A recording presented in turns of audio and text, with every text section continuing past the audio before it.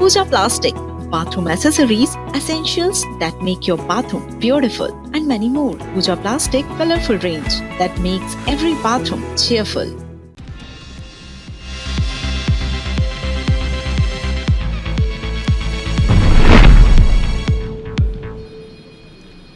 नमस्कार, top 10 news में आप सभी दर्शकों का बहुत स्वागत। मेरा नाम राहुल सौमित्र है। बुलेटिन की शुरुआत उस खबर से जिसने देश में अच्छा खासा बखेड़ा खड़ा कर दिया। पहले से यूजीसी के नए नियमों को लेकर सवर्ण समाज सड़कों पर उतरा हुआ है। अभी ये मामला सुलझा भी नहीं था कि मनोज बाजपेयी की नई फिल्म घूसखोर पंडित के टाइटल नेम ने बवाल मचा दिया। मनोज बाजपेयी की फिल्म घूसखोर पंडित रिलीज से पहले ही विवादों में घिर गई है। मनोज बाजपेयी के मुख्य किरदार वाली इस फिल्म का 3 फरवरी को टीजर रिलीज हुआ है। इसके बाद हर कोई इस पर भड़कता हुआ दिखा है। सोशल मीडिया में इसकी जमकर आलोचना हो रही है। फिल्म की कहानी को छोड़ ज्यादा बातें फिल्म के टाइटल घूसखोर पंडित पर हो रही है। इसे लेकर लोग फिल्म मेकर्स को आड़े हाथों ले रहे हैं। सोशल मीडिया पर बड़ी संख्या में यूजर्स ने इस नाम को आपत्तिजनक और जातिवादी बताते हुए कड़ा विरोध जताया है। फिल्म के टाइटल को ब्राह्मण समाज के खिलाफ और उसका अपमान बताया गया है। लोगों का कहना है कि मनोज बाजपेयी खुद ब्राह्मण हैं, ऐसे में उन्हें इस तरह की भूमिका या फिल्म का हिस्सा बनने से पहले सोचना चाहिए था, बल्कि ऐसी फिल्मों का समाज को बहिष्कार करना चाहिए था। फिल्म में मनोज बाजपेयी एक भ्रष्ट पुलिस अधिकारी अजय दीक्षित का किरदार निभा रहे हैं। अच्छा, अजय दीक्षित में भी दीक्षित जो होते हैं वो ब्राह्मण ही होते हैं, जिसे फिल्म में पंडित के नाम से जाना जाता है। फिल्म को नीरज पांडे प्रेजेंट कर रहे हैं, यानी नीरज पांडे भी पंडित ही हैं, और इसके निर्देशक रितेश शाह हैं। वहीं इस फिल्म के खिलाफ दिल्ली हाई कोर्ट में भी याचिका दायर की गई है। एडवोकेट विनीत जिंदल ने फिल्म घूसखोर पंडित की रिलीज पर रोक लगाने की मांग की है। याचिका में फिल्म के टाइटल को ब्राह्मण समुदाय की गरिमा और प्रतिष्ठा के खिलाफ कथित रूप से अपमानजनक बताया गया है। वहीं फिल्म के खिलाफ साधु संत और पुजारी समाज भी एकजुट हो गए हैं। इसके बहिष्कार की उन्होंने मांग की है।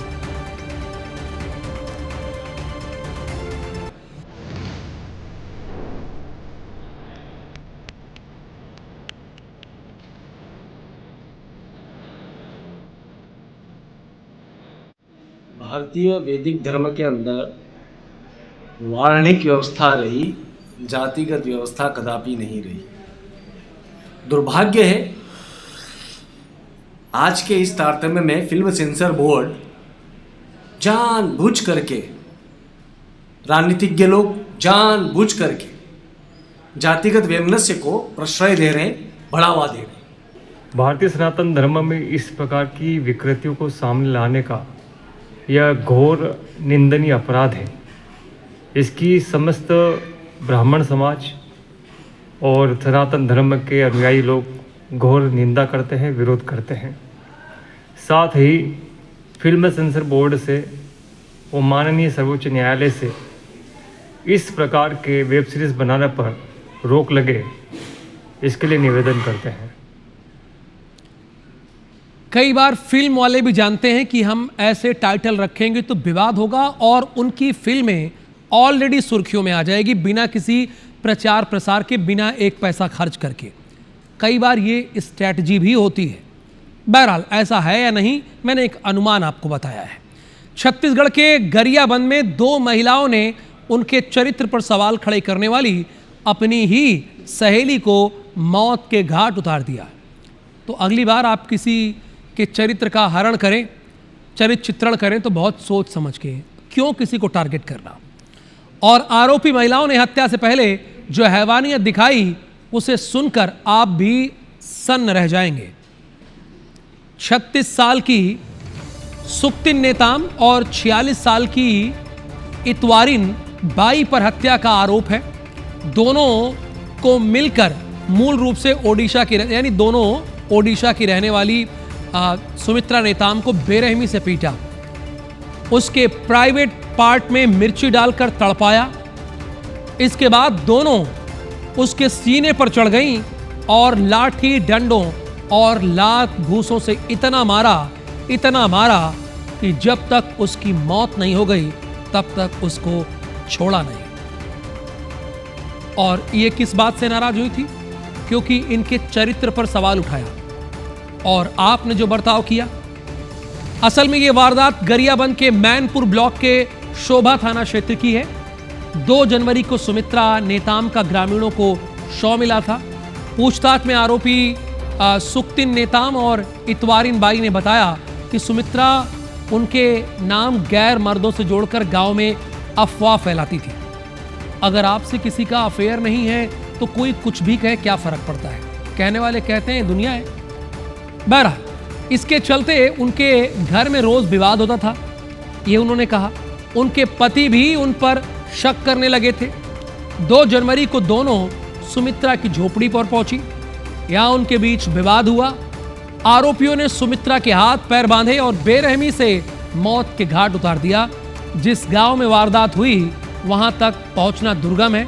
इसके चलते पुलिस 2 दिन बाद गांव पहुंची, तब जाकर पुलिस को इस वारदात का सही पता चला। इन दोनों के चरित्र को लेकर टीका टिप्पणी करती रहती थी, जिससे आक्रोशित होकर वो दोनों महिलाओं ने मृतका को पीट कर मार डाला।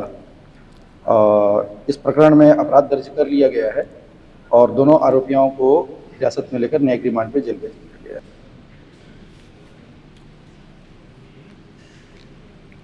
बालाघाट के घोटी नंदोरा गांव में 10 मुस्लिम परिवारों के सामाजिक आर्थिक बहिष्कार का मामला सामने आया है।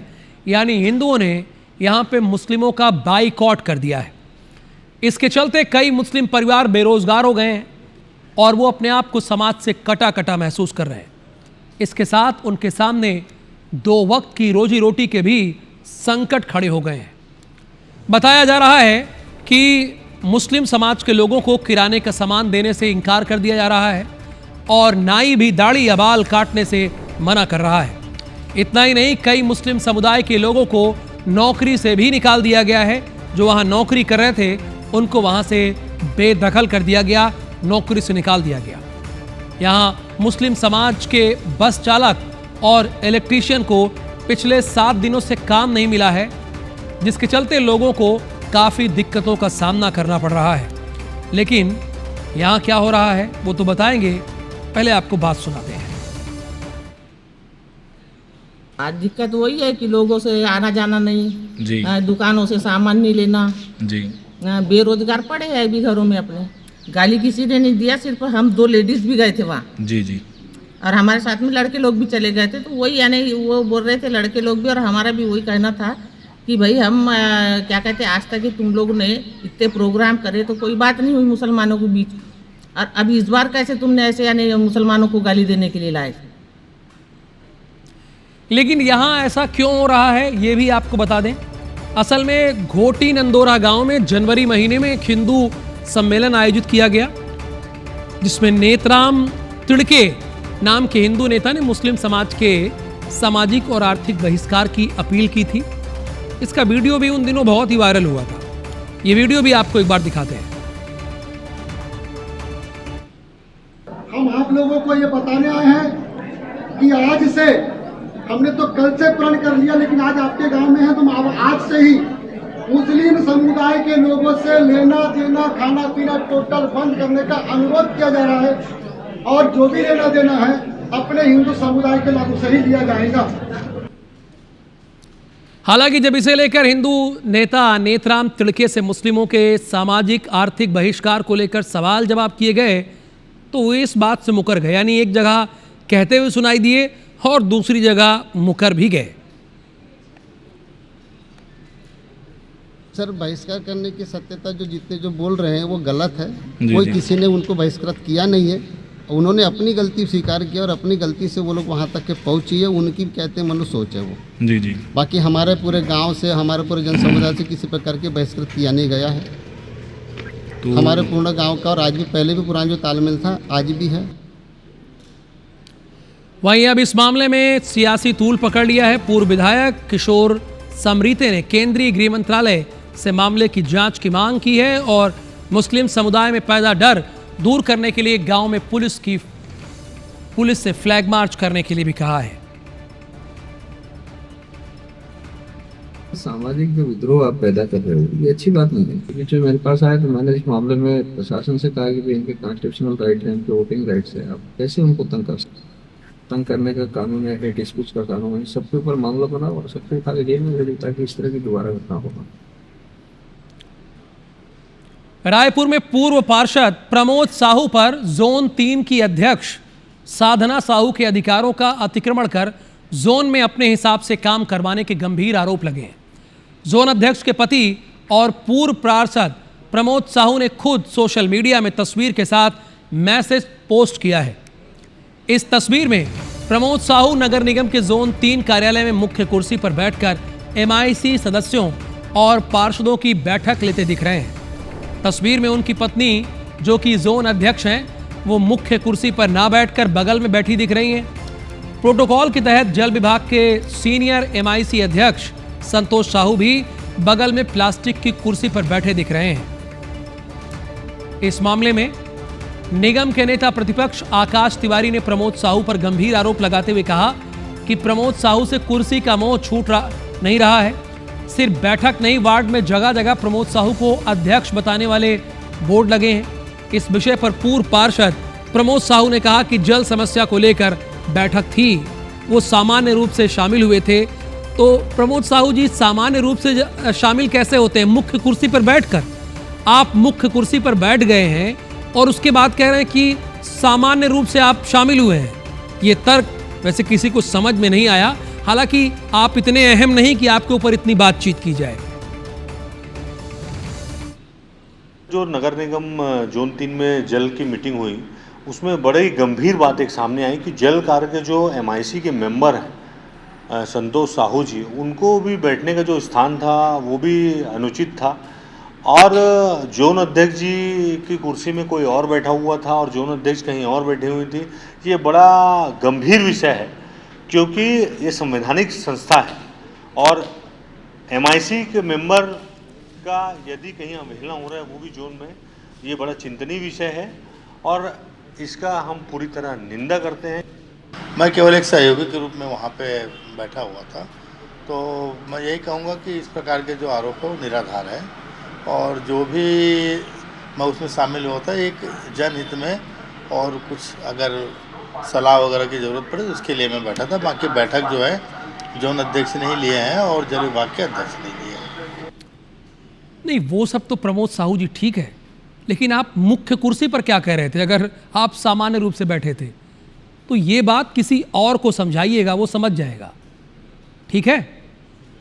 इन दिनों आवारा कुत्तों को लेकर देश भर में बहस छिड़ी हुई है। सुप्रीम कोर्ट के आदेश के बाद यह साफ हो गया कि कुत्तों को यूं ही आवारा सड़कों पर नहीं छोड़ा जा सकता है। लेकिन इसे लेकर रतलाम में अलग ही खेल चल रहा है। अब क्या खेल चल रहा है? यहां कुत्तों की नसबंदी में जमकर भ्रष्टाचार किया जा रहा है। ये भ्रष्टाचारी ना कहीं पर भी भ्रष्टाचार कर सकते हैं। अब कुत्तों की नसबंदी पर भ्रष्टाचार हो रहा है। यहां कुत्तों की नसबंदी के बाद 31,000 कुत्ते गायब हो गए। ये कुत्ते चोरी हो गए, इन्हें आसमान निगल गया या पाताल खा गया, कहना मुश्किल है। आरोप है कि 2022 से 2025 तक निजी फर्म ने शहर में 33,000 से ज्यादा कुत्तों का नसबंदी का ऑपरेशन किया था, लेकिन जब 49 वार्डों का सर्वे किया गया तो नसबंदी वाले सिर्फ 2,204 कुत्ते मिले। 2,204 कुत्ते मिले। अब सवाल है कि बचे हुए 31,000 कुत्ते कहां गायब हो गए भाई? कहीं ऐसा तो नहीं कि शहर में कुत्तों का नसबंदी अभियान सिर्फ कागजों पर ही चल रहा था? दरअसल चल वही रहा था, जबकि इसके एवज में नगर निगम ने निजी फर्मों को 2.5 करोड़ से ज्यादा का पेमेंट किया और अब सवालों के घेरे में है। कितना? 2.5 करोड़। कई बार देखिए एंकर से भी पढ़ने में गलती हो जाती, मैं बोल दिया 2.5 बोल गया। 2.5 तो 2.5 बहुत कम होता है ना, 2 रुपए 50 पैसे। 2.5 करोड़ से ज्यादा का पेमेंट कर दिया। चौंकाने वाली बात यह है कि नसबंदी अभियान के बाद भी शहर में कुत्तों की संख्या तेजी से बढ़ रही है। हर दिन जिला अस्पताल में डॉग बाइट के 20 से 30 मामले सामने आ रहे हैं और जिनको भ्रष्टाचार करना है वो भ्रष्टाचार डंके की चोट पर कर रहा है। लेकिन इनकी पेच कस कौन सकता है? कस सकते हैं जिम्मेदार लोग। वो कर क्या रहे हैं, सवाल ये भी है।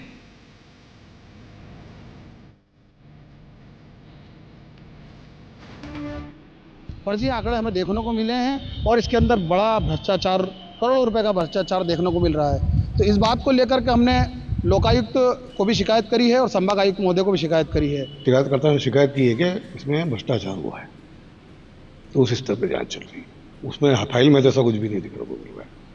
फाइल में तो जो है बरोबर है कि इतने कुत्तों का वाद्यकरण हुआ है। डॉग बाइट की किस्म अगर अभी हम देखते हैं तो अभी जो है बारिश के समय से केसेस बढ़ना हमारे पास में स्टार्ट होते हैं, क्योंकि उसका ब्रीडिंग टाइमिंग होता है। ब्रीडिंग टाइम के बाद में जब कुछ लोग आसपास जाते हैं तो केसेस बढ़ना हमारे स्टार्ट हो जाते हैं। पर डे अगर बात किया जाए तो 20 से 30 केसेस पर डे की संभावना हमारे पास में होती है यहाँ पर डॉग बाइट की केसेस की, जो कि एक बर्डन है हमारे डिस्ट्रिक्ट। अब बात राजधानी रायपुर की। यहां भी लोगों को इंदौर की तरह डर सताने लगा है। कैसा डर? पीने का साफ पानी तो सबकी बेसिक नीड होती है ना, इन लोगों को नहीं मिल रही है ना। दरअसल इसकी वजह शहर के कई इलाकों में नलों में आ रहा गंदा पानी है। जरा शॉर्ट प्ले कीजिए, हमारे दर्शकों को दिखाइए तो प्लीज प्ले कीजिए। ऐसा ही एक इलाका है रायपुर का सेल टैक्स कॉलोनी। यहां निगम जो पानी सप्लाई कर रहा है, अब आया थोड़ी देर हो जाती है कई बार, देखिए टेक्निकल चीजें हैं, देर और हो जाती हैं, लेकिन ध्यान दीजिएगा। लोगों ने डर के मारे अब निगम का पानी इस्तेमाल करना भी बंद कर दिया। जो निगम का पानी आ रहा है, ये समस्या यहां कोई नई नहीं है। पिछले महीने भी शहर के pink steel city Gayatri Nagar के पेयजल में यही समस्या आई थी, जिसे IBC 24 ने गंभीरता से दिखाया था। खबर दिखाने के बाद निगम ने पाइपलाइन में मरम्मत का काम भी किया था, लेकिन एक बार फिर शहरवासियों के लिए पेयजल की समस्या खड़ी हो गई। फिलहाल मामला सामने आने के बाद निगम आयुक्त का कहना है कि इस समस्या पर तत्काल कार्रवाई की जाएगी।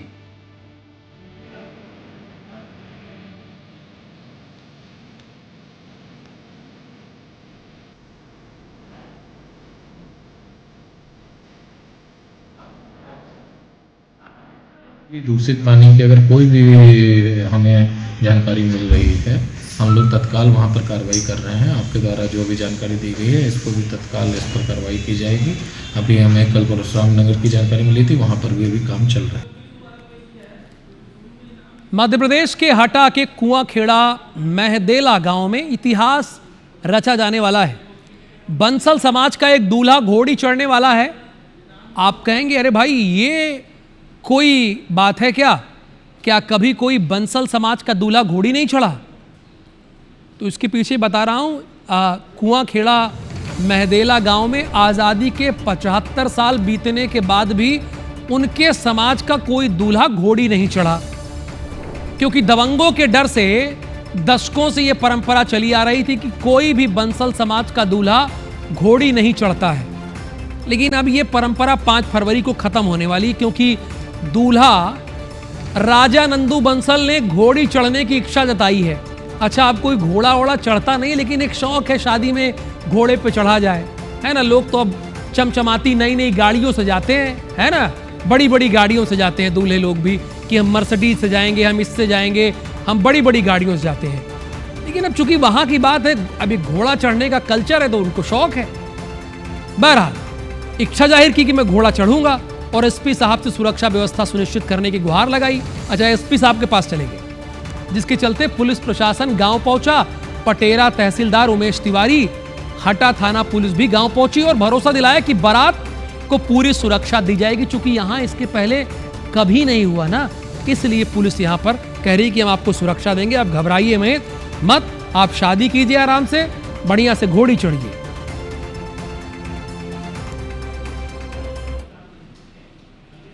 70 वर्ष आज़ाद होते हुए भी हम लोग पिछड़े में डरे हैं। घोड़ा से हमारी आज तक मतलब रछुआ नहीं चाहिए कभी भी, लड़के भी। तो हम चाहते हैं कि मतलब हम भी थोड़ा घोड़े पर सुरक्षित कराते हैं घोड़े पर ले जाने के लिए। तो उनको संस्था थी कि कोई हमको रोके ना। उस संबंध में आए हैं, तो मौके पर संवाद किया गया गांव के लोगों से। उन्होंने बताया कि हमारे गांव में ऐसी कोई परंपरा नहीं है, हम लोग सब आपस में रह के शादी संपन्न करवाते हैं और घोड़े से निकले, डीजे के साथ निकले, इसमें कोई समस्या नहीं है और सब लोग बड़ी खुशी खुशी शादी संपन्न करा रहे हैं। देखिए, किसी का सपना है ये, चूँकि ऐसा कभी नहीं हुआ था 75 साल में जो होने जा रहा है, तो सपना तो सबका बड़ा होता है। फिलहाल टॉप 10 न्यूज़ में मुझे और मेरी पूरी टीम को दीजिए अनुमति और आप रखिए अपना बहुत ख्याल। नमस्कार।